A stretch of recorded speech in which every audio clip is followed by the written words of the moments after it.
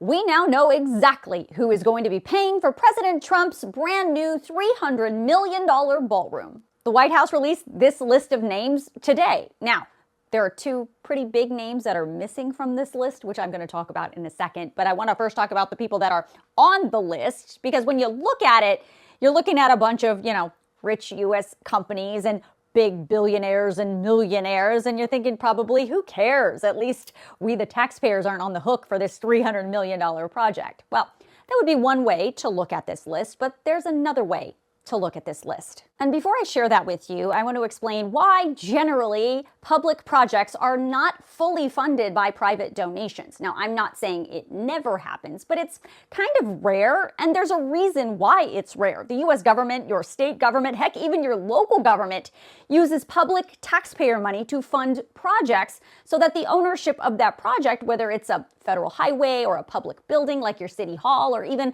like a public library, belongs to the people. It serves the public need and follows a transparent process, and you, the public, get a say in how that public facility is constructed and operated with your money. Now, that doesn't happen with private business. And there's one more pretty big reason for not using private money to fund public projects, and that is to avoid even the appearance, the waft of quid pro quo, meaning buying favors or buying special treatment. Now, I'm not saying that any of that is happening with this new Trump White House ballroom or with any of these specific donors. Time, of course, will tell what happens and what they are or are not getting out of their donation. So now that you know why public projects aren't usually funded by private donations, let's look at that list one more time. Again, here's the list I showed you at the beginning of this video. But now let's put the list into categories. Categories like tech and media, crypto, big business, and known large donors to the Republican Party, GOP super PACs, and Donald Trump's campaign. Now, almost all of these companies and people have some kind of business with the US government or want some kind of business with the US government. Most of those tech CEOs were basically in the front row of Trump's inauguration.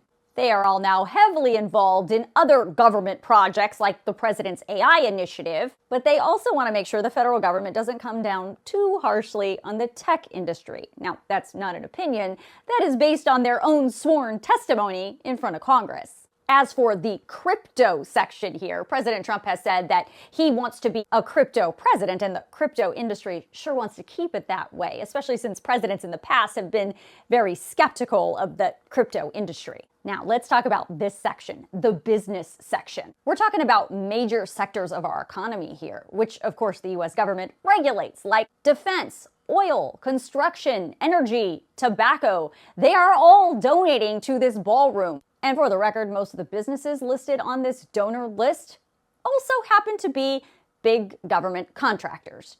Contracts that they, of course, want to keep.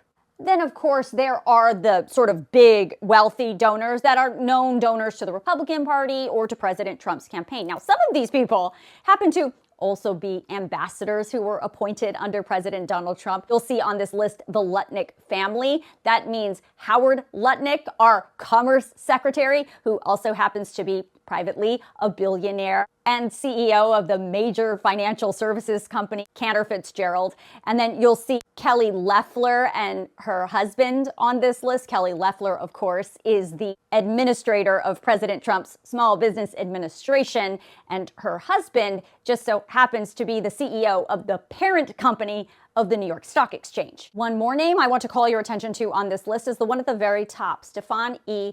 Brody. He is a biotech entrepreneur who also just so happens to have been convicted of a federal crime for conspiring to do business with Cuba, going around U.S. sanctions, which is a federal crime. Now, Mr. Brody attempted to get a pardon under President Biden, but President Biden never granted him that pardon. Now, I'm switching back to the original list of donors because the White House did not disclose how much money each of these people are donating to the ballroom.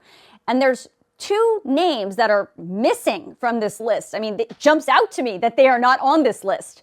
Number one is Elon Musk, President Trump's close ally, the richest man in the world. He is not on this list. He is not donating to Trump's ballroom. And speaking of Trump, number two name missing from this list is Donald J. Trump, even though the president has said repeatedly that he is the one funding this ballroom along with all these donors. So if you want to see this list up close for yourself, I'm going to email it all out to you in tonight's Backstage Q email, so make sure you sign yourself up.